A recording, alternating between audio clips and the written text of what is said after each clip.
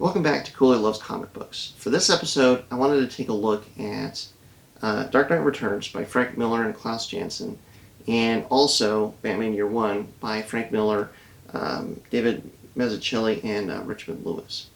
The last video that I made was the one on Elektra Assassin and Daredevil Love and War, which are the two things that Frank Miller was working on with Bill Sienkiewicz right around 85, 86. And the third work that he was doing at that time was Dark Knight Returns with Klaus Janson. And all of them are significant in their own way. But I think definitely because Batman is the biggest character, Dark Knight Returns is definitely viewed as I think the highest pinnacle of work of those three. So I wanted to take a look at that. And it's really interesting. He was working with Klaus Janson and Len Varney, the two people, the artists and colorists that he was working on when he was doing the Daredevil run a few years prior to this, when he created Elektra. And then he worked with a whole new crew on Batman Year One. Dark Knight Returns, I had not read it before, and I will say, like, the first thing that struck me is that, so with Elektra Assassin and Daredevil Love and War, there was a lot done with story, and there was a lot done with pushing the surrealism of comics with the art. And I think Bill Sienkiewicz was kind of a big contributing factor to that. With Dark Knight Returns, the pushing was more with the story and the character than the artwork itself. But that being said, I mean, Klaus Janson his style did really kind of change a little bit with Dark Knight Returns. You can almost get similar notes, similar flavors with the way that the art is done in Dark Knight Returns, and maybe Daredevil Love and War especially. But I mean, it just from an exploration of the character, from that standpoint, that is the heaviest lifting I think that is done in Dark Knight Returns. When I went back to grab this, I mean, the easiest way to do it is to get both of these in a collection or a trade. But I wanted to get this one because it has an intro by Alan Moore. So the intro was written in '86, and it's really interesting because as I started to read this book in 2020 with modern eyes, I mean, there's a lot in this book that is significant and relevant to modern times. And what's interesting is in the intro, Alan Moore talks about basically that at the same time, without having even really been exposed to the internet age yet. I'm paraphrasing greatly here, but definitely read the intro if you get the collection, for sure. But basically what Alan Moore says is that as a result of greater media coverage and information technology, we, as the audience, the readers of comic books, the fans of comic books and superheroes, we're demanding new themes, new insights, and new situations for the characters. Kind of alluding or talking about the fact that you have these characters that are in these comic books, and there's some rehashing, there's repetition. You're taking these characters, and it's hard to continue to raise the stakes. There's a lot of similarities in the battles that they find, the stories that are told, and just in the modern age, we have to break out of it. And he gives Frank Miller a lot of credit for what he did with Batman and Dark Knight Returns to do that, to take a fresh look at the character of Bruce Wayne and at Batman, and shed some new light on both of them, and it do so by telling a new story, or a story in a new way. And from everything that I can tell, or I've read to this point, this is the first instance, or this is pretty much touted as the first instance, where you've got a writer that comes in and takes a character out of his normal storyline, and breaks him down, analyzes him, deconstructs him, and then puts him back into a new storyline that kind of sheds more and new light on the character himself. And then now that's something that's happened many times over since then, but it sounds like, I mean, this is attributed as being kind of the first instance of that, and it's really an interesting one for sure. So about the media, and that's what struck me so much with Modern Eyes reading this book, is you have, I mean, at the core of the story of Dark Knight Returns, you have Bruce Wayne who's retired as Batman, and he's been retired for some time, and you kind of get a little bit of well, what's he been doing with this time. But then ultimately, in Dark Knight Returns, he puts on the persona, he puts on the cape and cowl again, and what is the motivating factors to do that, and why does he do that, and so on. But what's really interesting is that there's a media aspect to it. You've got a lot of pundits on both sides. They're mostly done through news and talk shows and in the comic. With people that are both for and against who Batman is and what he's doing. People that think he's as much of a problem as the criminals that he's fighting, or that he is as much a criminal as the criminals that he's supposedly fighting, or people that just champion him and support him in whatever he does. And the comic addresses that.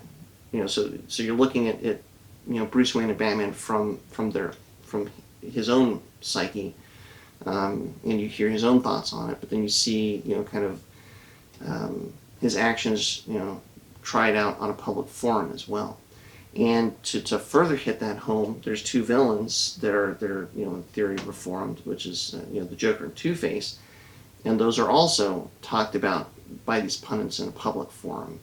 And that brings a really interesting aspect to what both are doing, both the heroes and the villains, whether or not they've been reformed.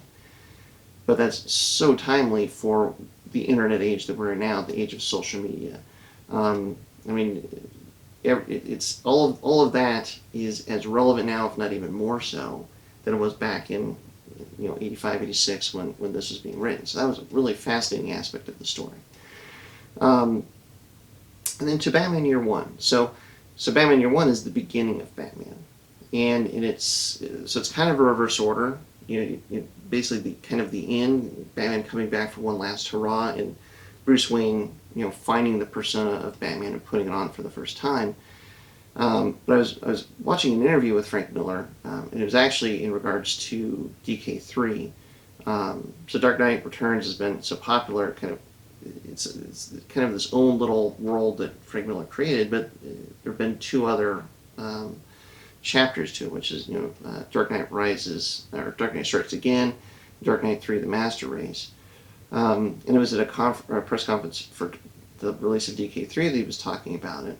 And what Miller basically said is that when he knew that he wanted to write the story of Dark Knight Returns, he actually went back to the beginning, back to the total ground zero for Bruce Wayne, where he's this young kid that is involved in this horrible crime where his parents are killed in front of him, and he started working out from there forward. What would be the cause and the motivation for this kid that has all the money in the world, all the opportunities in the world, but is exposed to this horrific event, and what pieces would have to fall into place to make him become Batman, want to fight crime, and go on and go forward from there.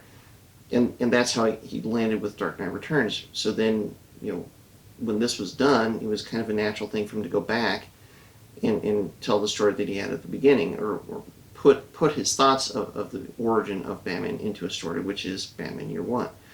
And this came out just a few months after Dark Knight Returns. So Dark Knight Returns, it was published in March. It's 4 issues starting in March of March of 86. And then Batman Year One came out at the very end of 86, and into 87 also was 4 issues.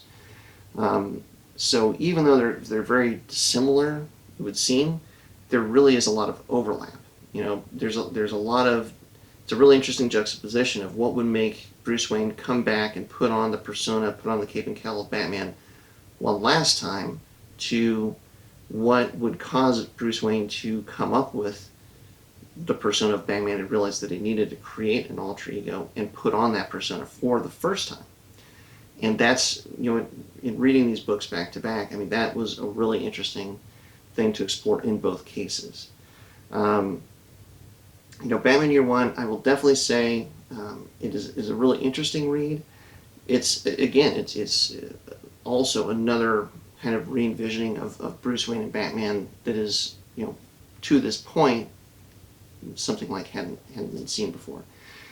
And it really shows some interesting origins, some interesting beginnings of why Bruce Wayne would do what he does. And, it really felt a lot like Christopher Nolan's Batman Begins. There's a lot of the same characters are mentioned in there. I feel like he absolutely read this, and maybe this is, Batman Year One was a lot of his motivation for Batman Begins. But it was just really interesting to read the two back to back. And I think if you like the character of Batman, if you like Frank Miller, if you like what they are doing, or if kind of all of this stuff that's going on in 86 and 87 in comics is interesting to you, these are definitely two must-reads for you, for sure. And just back to Dark Knight Returns, one other thing that's interesting is Robin. There is a Robin character in Dark Knight Returns, but it's a young woman. Her name's Carrie. And, if I had one want out of Dark Knight Returns, it would be to get a little bit more of an understanding of her and her character. But it sounds like that maybe comes in some of the future chapters of Dark Knight Returns. But it is still interesting nonetheless, and it's interesting that Robin becomes a woman. And I don't feel like that's too spoilery because, a lot of the artwork that you see for Dark Knight Returns, there's definitely a Robin there.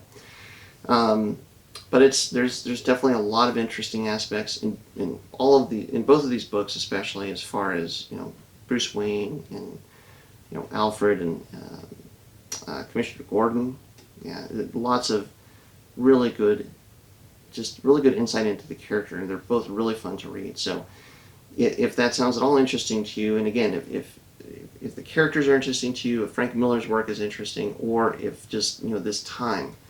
If 86, 87 is interesting, I would definitely say, head down to your local comic book shop and see if you can find a trade of either Dark Knight Returns and or Batman Year One and check them out. So definitely worth reading.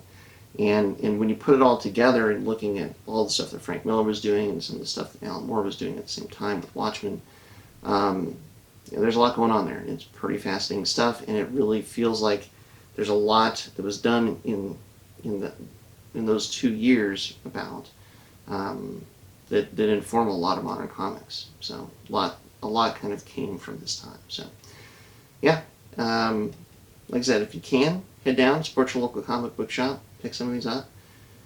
In the meantime, I'm gonna read some more comic books, and you should do that too. So thanks very much for watching. Hope you liked the video. Take care, and we'll catch you on the next one.